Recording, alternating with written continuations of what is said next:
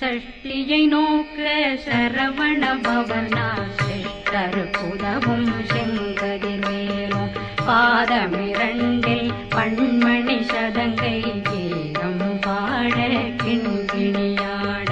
சஷ்டியை நோக்க சரவண பவனார் சிஷ்டருக்குதவும் செங்கதிர்வேலும் பாதமிரண்டில் பண்மணி சதங்கை கீதம் பாட கிண்கிணியாட